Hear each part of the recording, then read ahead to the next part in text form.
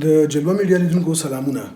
نن غواړم ستاسو سره د بدن د معافیتي سیستم په اړه وغږیږم چې دا سیستم څه شی دی او څنګه تقویه کیږي او دا د ویروسونو او د میکروبونو په له منځه وړلو کې څه سهم لري او څه رول لري.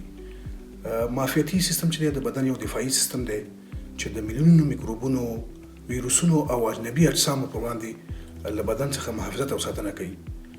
زه غواړم دلته ساده وغږیږم او په طبي اصطلاحاتو باندې تمرکز ونه کړم چې ټول دوستان پوه شي. نو نه غواړم د طبي او مسلکي میکانیزم د نظره دغه مغلق سیستم ته وګورم چې څنګه انټي باډي تولیدېږي او څنګه انټيجن تولیدېږي او څنګه به التهابي پروسه رامنځته کېږي. په دې هکله نه غواړم چې په جزئیاتو کې لاړ شم، خو که غواړئ چې د کرونا ویروس په اړه ستاسې معافیت لوړ شي نو باید موږ په لاندې موضوعاتو باندې عمل وکړو. دا ډېر ښې سپارښتنې دي. ټول نړیوال صحي مراکز په دې باندې متفق دي چې د دې په سپارښتنو په عملي کولو سره د بدن معافیتي سیستم لوړیږي. لومړی دا دی چې موږ باید د ډول ډول غذاګانو او خوړو څخه ګټه واخلو تر څو معافیتي سیستم زموږ لوړ کړي. ډول ډول غذاګانې دا معنی نه ورکوي چې موږ باید قیمتي غذاګانې وخورو او ښې غذاګانې وخورو. نه، سابه، عادي سابه، میوې، ترکاري، ویټامین لرونکي ځینې مواد لکه نارنج، لیمو، کرم او داسې نور چې عمومي مشهوره شوې ده چې بس په د نارنج او لیمو په خوړلو سره چې ویټامین سي لري به زموږ معافیتي سیستم ډېر زر تقویه شي. یوازې هغه مسله نه ده، دلته نور ټول غذایي مواد باید پوره اوسي او نور فکتورونه باید موجود وي چې معافیتي سیستم لوړ کړي. دویمه موضوع، باید تل په حرکت کې اوسو، قدم وهو. باید څرنګه چې اوس د قرنطین وخت دی داسې نه چې موږ همداسې په کور کې ناست پاتې شو نو زموږ معافیتي سیستم نور هم راټیټېږي.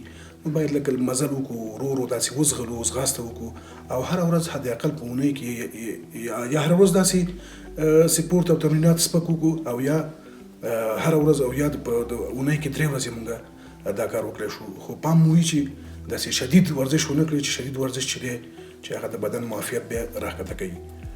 بل هغه څه چې د معافیت د لوړاوي سبب کیږي هغه کافي خوب دی.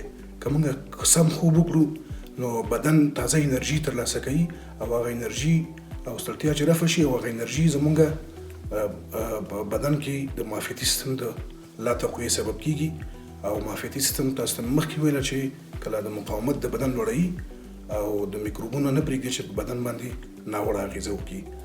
بل معافیتي سیستم د تفریح او خوښۍ مسایل دي چې باید موږ خوښ اوسو، روحي فشار ونه لرو. نو کله چې خوښ اوسو، د روحي فشار باندې نه وي، اضافه انرژي نه مصرفېږي، هم معافیت لوړېږي. بله موضوع دا ده چې باید اندېښنه، تشویش او سترس موږ د ځانه لرې کړو، ځکه په بدن کې د اډرینالین په نامه یو رقم هورمونونه دي او دغه راز کورتیزول چې کله موږ سترس ولرو، فشار ولرو، نو دا په بدن کې په وینه کې جریان کې ازادېږي او دا تقریبا معافیتي سیستم د فلج سره مخامخ کوي. نو کولی شو چې موږ اندېښنې چې دي او تشویشونه چې دي دا په مختلفو معنوي او دیني مسایلو باندې یا نورو موضوعاتو باندې لکه یوګا سپورت، دعاګانې او دې مسایلو باندې دا موږ د منځه ویسو او تشویش ونه کړو. بله مهمه موضوع دا ده چې موږ قدم وهو او له آزادې هوا څخه ګټه واخلو. کله چې آزادې هوا موږ اخلو نو دا مخاطي غشا چې د میکروبونو مقابل کې اول ځل ورسره مخامخ کیږي نو دا هوا موږ د سره کومک کوي چې کله وینې جریان زیات شي نو غلظت د وینې هلته د مخاطي غشا کې زیاتېږي او بدن معافیت لوړوي ورسره او د وینې جریان هم سمیږي. نو د آزادې فضا او هوا نه ګټه اخیستل ډېر مهم دي. یو بل هغه کار چې موږ کولی شو چې معافیت هم لوړ شي، باید د خوږې یا د شکر او د قندو په مصرف کې باید موږ هغه اندازه وساتو. دومره قند او شکر او ګلوکوز او فرکټوز ترلاسه نه کړو او ونه خورو چې بیا دا زمینه دې ته برابره کړي بالاخره چې دې باندې ډېره انرژي او ویټامین د په تجزیه باندې مصرف شي او زموږ معافیت راښکته شي. نو باید ځان وساتو چې ډېر د خواږه او شیریني باب چې دي د دې نه استفاده ونه کوو. بله مهمه خبره چې زموږ معافیت کې تقویت کوي او معافیت لوړوي او مقاومت د میکروبونو په وړاندې لوړوي هغه دا دی چې موږ په داسې متناوب شکل باندې ځان ومینځو، کله په یخو اوبو کله په ګرمو اوبو.